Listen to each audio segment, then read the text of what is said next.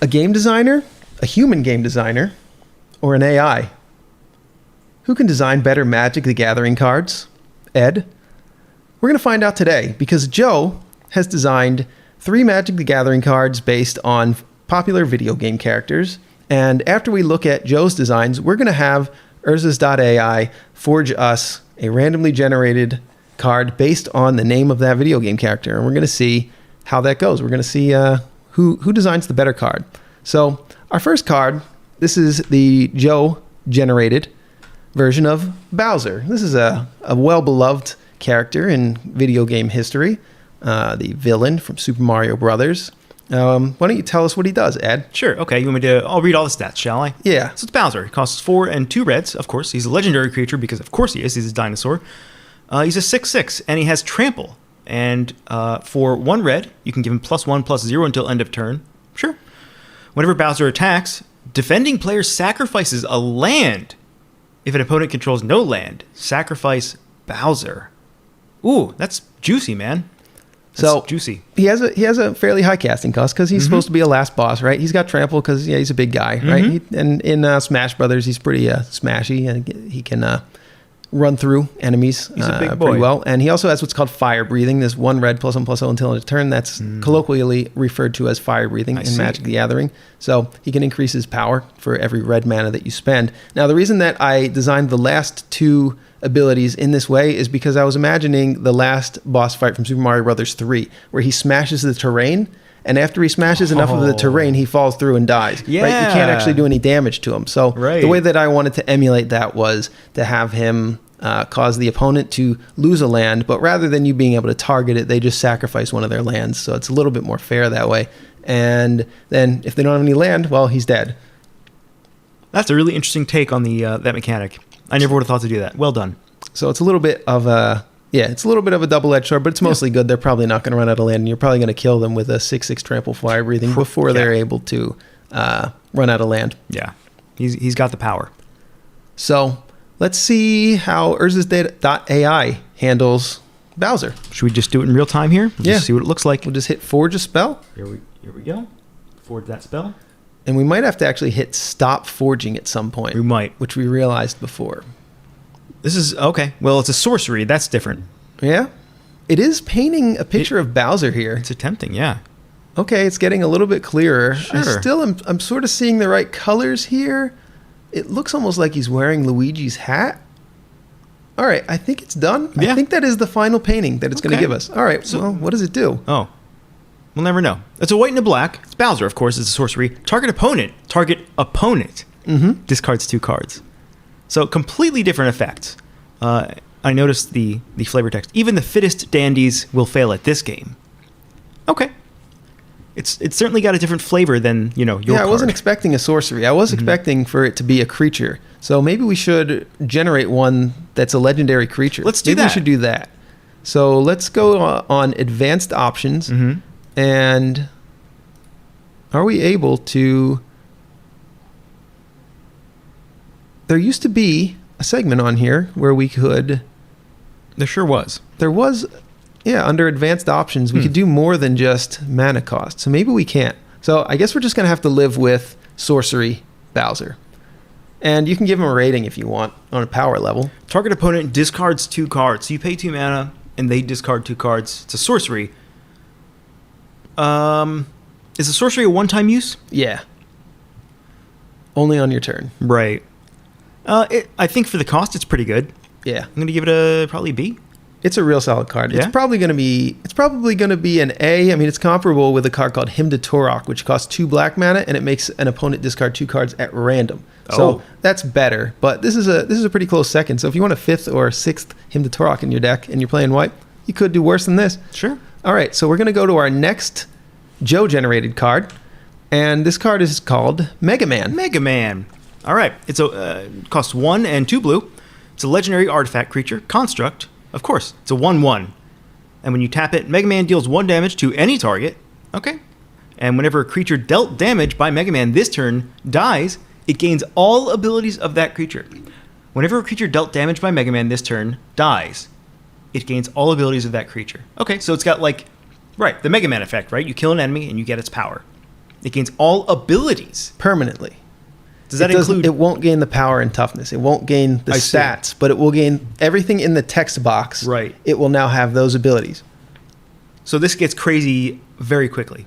If you manage to keep him alive, anytime a creature's about to die, you can tap him to do 1 damage to it, and he'll just get all the abilities of that creature. So depending on how powerful the abilities in general of the creatures on the board are, Mega Man could become the game-ending man that we all know that he can be. I can tell you were really into the pea shooter mechanic here, because you can only deal 1 damage at a time, and he's a 1/1. And I wanted to keep the text simple. I wanted to keep the design simple in that way. I tried to do that for several of the cards that we did, but Bowser, he had 4 lines of text. I probably could have designed a version of him that had less lines of text, but I really liked the design line that I was going on with the Super Mario Bros. 3 last boss. I felt like that flavor was the most interesting, so I stuck with that. But also generally, I like to, if I'm designing Magic the Gathering cards, I like to try to keep them as simple as I can. And this was the simplest one that I was able to come up with for a Mega Man, but still maintain the feel of the character. I bet Mega Man would make a really interesting deck. I bet you could theme a deck around Mega Man with all sorts of unique abilities, sort of related to this. I would like to see that someday. So let's see how urzas.ai handles I'm curious now. the card Mega Man. Mega Man. Forge spell. Oh, it's a spell. We don't want to forge a spell. No, everything's a spell. In Magic, even creatures are spells. That doesn't make sense. Okay, It looks like it's painting Mega Man. Yeah, it seems almost to be replicating the original NES box art in 2 very strange It angles. does seem to be doing that. Yeah, that almost looks like Guts Man versus a really distorted Mega Man with a shield, maybe, with a cyberpunk pink background. It's the Mega Man 2 box art, in fact, not Mega Man 1. Oh, yeah. Right? Because he's got that goofy face. Yeah. Okay, Mega Man. Costs 1 white. It's an enchantment. Whenever a permanent or sorcery spell or ability causes a non-land permanent to deal damage, I'm already lost.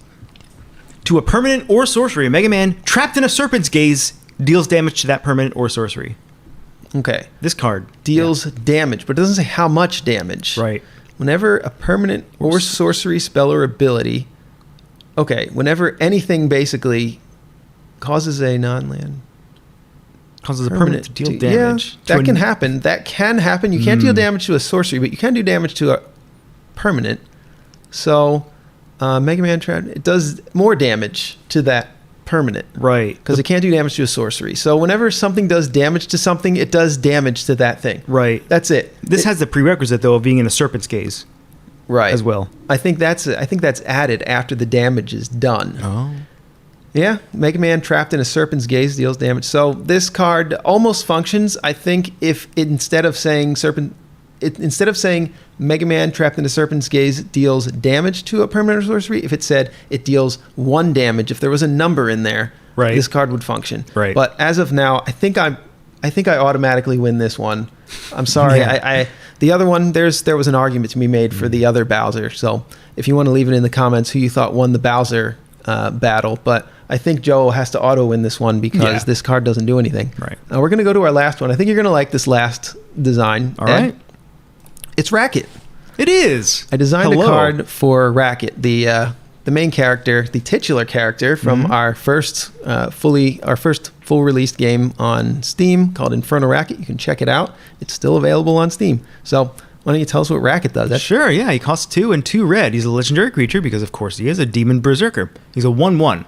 He has Menace, Haste. Whenever Racket attacks or dies, destroy all artifacts. So there's a card called Shatterstorm. Funny story.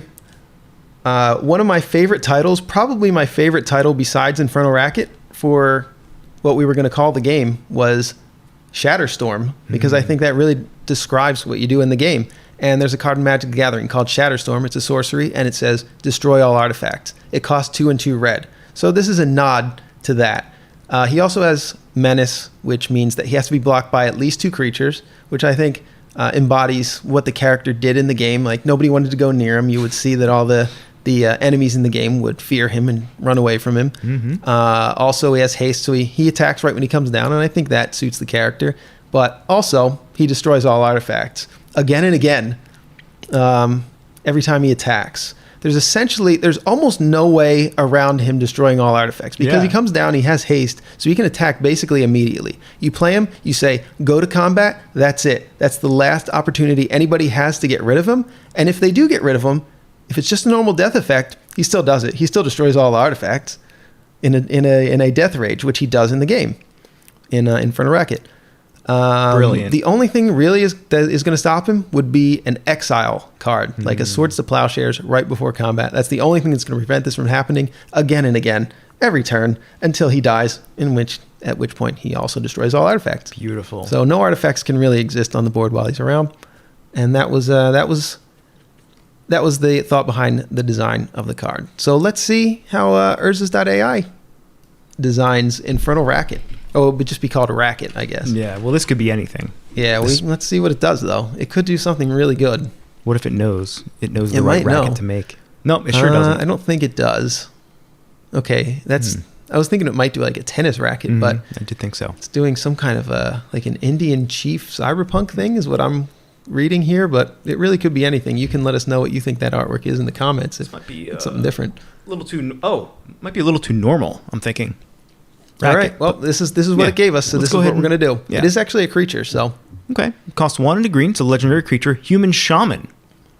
For 1 and a green, you can tap it, right? Look at the top card of your library, and it's a 1/3, by the way. Look at the top card of your library. If it has an amount equal to the number of creature cards in that library, you may reveal it and put it into your hand. If you do so, you may play that card without paying its mana cost. So look at the top card of your library. If it has an amount equal to the number of creature cards in that library. But what is the amount? Somewhere on that card, there's going to be a number. If that number is equal to the number of creature cards in your library, which you have to know beforehand somehow, you must be tracking the number of creature cards in that library. That's important. Yeah. You can reveal it then. So there's some metagame going on here, and put it into your hand, and then you can play it for free. If you do so, you may play it without paying its mana cost. That's for free. You could put it in your hand and choose not to play it. It's a 1/3, and it costs 2.